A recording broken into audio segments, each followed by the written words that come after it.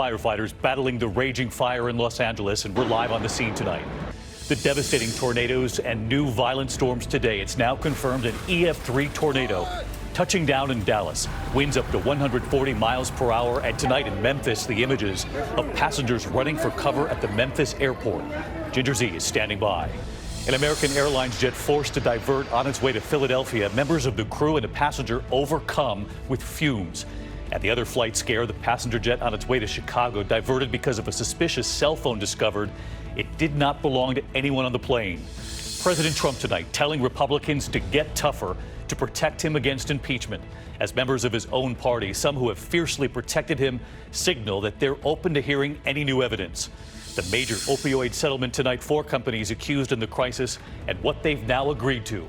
In New York City tonight, the takedown, the attempted escape late this afternoon, playing out in front of so many. The massive fire in Philadelphia, the walls crumbling down. And Prince Harry and Duchess Meghan, the very candid interview tonight. What she reveals, is she okay? Is this harder than she thought it would be? Prince Harry revealing he and his brother are on, quote, different paths right now, and their plans to come to the U.S. This is ABC World News Tonight with David Muir. Good evening, and it's great to have you with us here to start a new week. And we begin tonight with those emergency evacuations in Los Angeles, families running from their homes as a fast-moving wildfire threatens homes in Pacific Palisades. The fire erupting suddenly today, burning a hillside, fire crews jumping into action from the air and on the ground. Those homeowners running to escape the approaching flames after some tried to fight them with garden hoses. Planes flying overhead, the scene dropping retardant on a neighborhood now lined with fire trucks below. ABC's Kana Whitworth leads us off from the scene in Los Angeles tonight. Tonight, the all-out assault. Firefighters desperately trying to keep flames from burning down some of the most expensive homes in Southern California. Residents watching in horror, some with hoses in hand, until they too run for it. This chopper putting out a fire on the cusp of engulfing a home. Seconds later, police walking out the front door. A plane known as the Super Scooper later dropping water with laser precision. Look how low they're flying to these homes. It's so close. They're flying so low right on top of these homes. The wildfire sparked just before noon in the Pacific Palisades neighborhood of Los Angeles. You can see one woman running to her car as the fire closed in. They will not sleep. They will not rest until they get this fire out. This father going on foot to pick up his daughter from a nearby school. I'm up here, the fire's there, and she's on the other side. More than 30 acres burned, but miraculously, nobody injured. So let's get right to Kana Whitworth with us live tonight. And Kana, we do know mandatory evacuations now in place for many in that community. Yeah, David, so we've actually seen police officers going door to door telling people now is the time to evacuate. They are concerned about the winds shifting this afternoon, saying the onshore winds could actually push what's left of that fire into these homes. David? All right, Kana Whitworth on the scene tonight. Kana, thank you. Meantime, to the violent storm system kicking up again today. At least 9 confirmed tornadoes from Texas to Tennessee. And overnight, that tornado that hit Dallas, they have now revealed it was an EF3. The images overnight, the lightning showing that tornado in North Dallas. It was an EF3 with 140-mile-an-hour winds.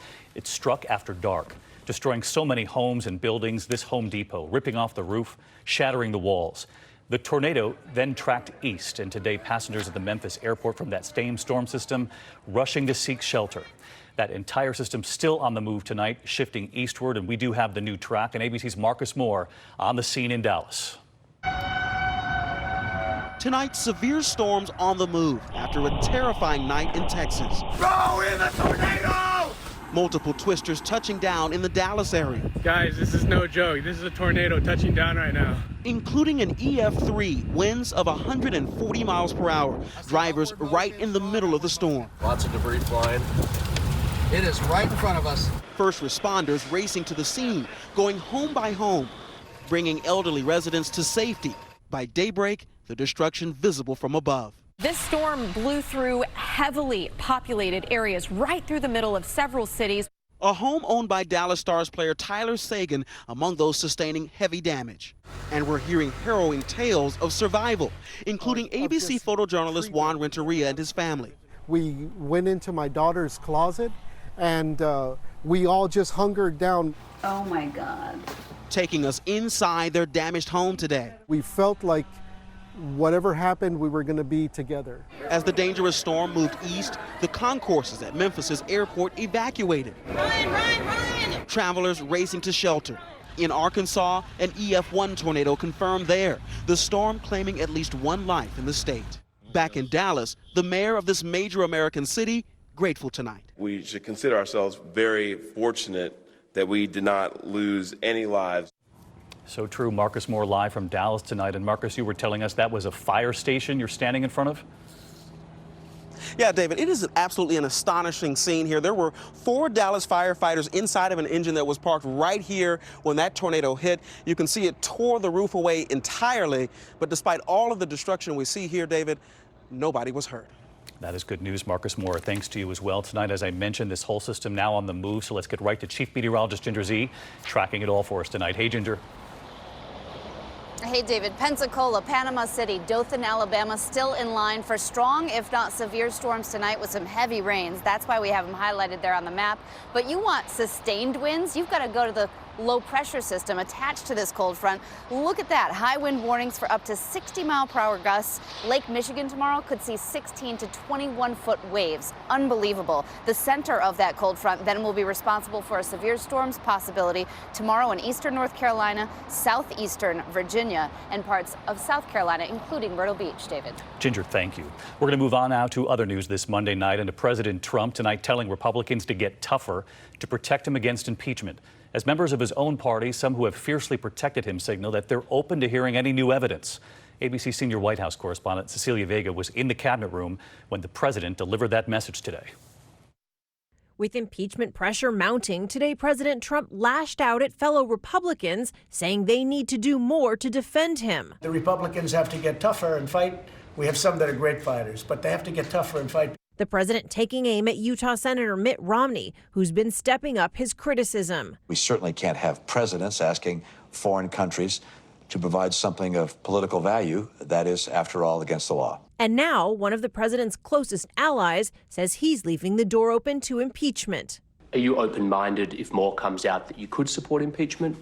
Sure. I mean, show me something that is a crime. If you could show me that, you know, Trump actually was engaging in a quid pro quo outside the phone call, that would be very disturbing. But the president told me he's not worried his party will turn on him. What about Republican support? Are you working behind the scenes I think I have to show great up report in the Republican Senate? Republicans on Capitol Hill increasingly uneasy, unsettled by the president's whiplash decisions in Syria and his brazen plan to hold the G7 summit at his own Florida resort. At the end of the day, you know, he still considers himself to be in the hospitality business. You say he considers himself in the hospitality business. He's the president of the United States. Yeah. Feeling the pressure, the president reversed course. But I was willing to do this for free. And it would have been the greatest G7 ever. We'll look at other locations. I don't think it'll be as exciting. I don't think it'll be as good. He blasted the law that forbids presidents from profiting off the U.S. and foreign governments. You people with this phony emoluments clause. The emoluments clause, of course, written into the Constitution. Today, President Trump clearly frustrated. The President of the United States should be allowed to run the country, not have to focus on this kind of crap. Cecilia Vega with us live at the White House. And Cecilia, we know the impeachment inquiry resumes tomorrow, and lawmakers are going to hear from a key witness, the top U.S. diplomat in Ukraine. And of course, he was the one who raised questions in that text about the president's decision to withhold that foreign aid. Yeah, David, Bill Taylor, you remember that he sent that text message to other U.S. diplomats. He's really become central in this impeachment inquiry. He raised alarm, saying that he thought it was, quote, crazy to hold back military aid to Ukraine for help with a political campaign. David, now those Democrats want to know if he also thought there was a quid pro quo. Cecilia Vega starting another week at the White House. Thank you, Cecilia. And President Trump tonight on Syria. And now it seems the U.S. will keep some U.S. troops in Syria. But he stressed today this was entirely different. And it comes amid those new images showing U.S. allies, the Kurds, with signs for President Trump, throwing potatoes at the convoy of U.S. troops as they left. 11,000 Kurds lost their lives in the fight against ISIS. And tonight the president saying we are not there to protect the Kurds. ABC's James Longman reporting from the region again tonight. U.S. troops leaving northern Syria, their path blocked by desperate Kurds holding signs. One reading, thanks for US people, but Trump betrayed us. There was a time when Kurds would celebrate American soldiers as heroes. Not now. This departing convoy pelted with potatoes and screams calling Americans liars. The president unmoved. We never agreed to, protect the Kurds. We fought with them for 3.5 to 4 years. We never agreed to protect the Kurds for the rest of their lives. In those 4 years, 11,000 Kurds have died fighting ISIS. While the president has repeatedly insisted American soldiers would be coming home, when asked today about some US troops remaining in Syria. That's a totally different section. That's a totally different mindset. So we have a small group there, and we've secured the oil. Other than that, there's no reason for it, in our opinion. Reports say somewhere between 200 to 300 could go to eastern Syria to protect those oil interests, while others leaving Syria will not be going home. They're now heading to Iraq to monitor ISIS. James Longman with us live tonight from northern Iraq. The ceasefire deadline, James, we know is now less than 24 hours away. And what are the indications on the ground there? Does it appear this will hold? Well, David, a Kurdish commander told us tonight that he's wary of an intensification because the two sides have very different ideas of how far into Syria the Kurds must retreat. Tomorrow, President Erdogan meets Vladimir Putin to discuss next steps. Russia increasing its influence here as America backs off. David. James Longman with us again tonight from Iraq. Thank you, James. Now to the American Airlines flight from London to Philadelphia, diverted to Dublin after 2 crew members and a passenger suddenly fell ill.